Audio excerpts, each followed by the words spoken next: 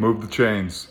Welcome to the End Zone. Let's move the chain. Some breaking news. I'm late to make this video because I was actually on a live stream with Joey Bosa when this news initially broke.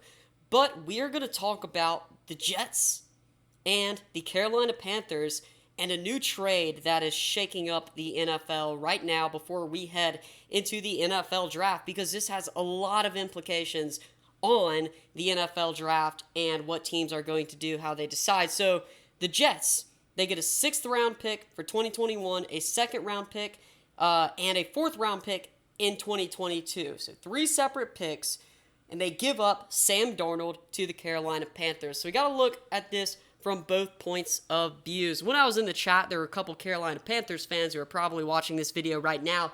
They seemed disappointed in getting Sam Darnold. They felt like, Teddy Bridgewater wasn't the quarterback for them. He's a solid quarterback, but he's not someone who's really going to get you to the playoffs and beyond. And they feel like they might be just getting the same thing with Sam Darnold. And I completely understand that. Believe me, I really do.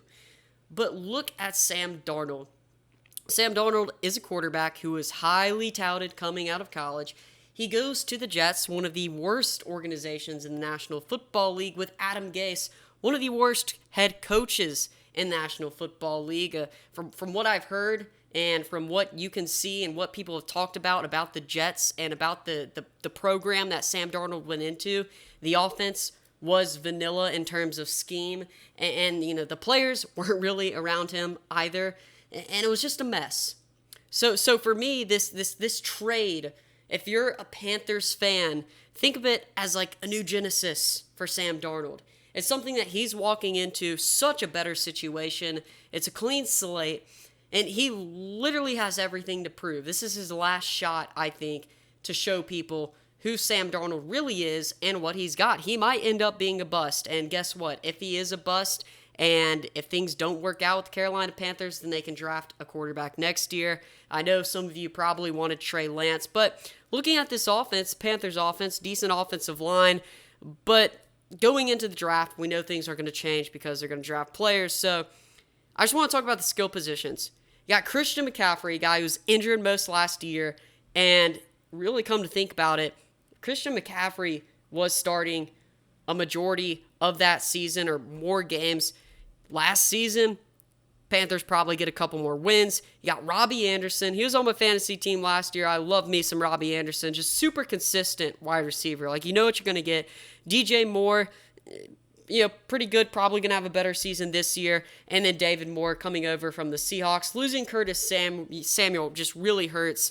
But this Panthers offense, again, is going into the draft, so they might draft a wide receiver, try to fill some holes, or they might draft a tight end. Some people thinking they could do that. But Panthers offense going into the season with Sam Darnold, with Matt Rule, a really, really good coach who I think is severely underrated. You know that if you watch this channel.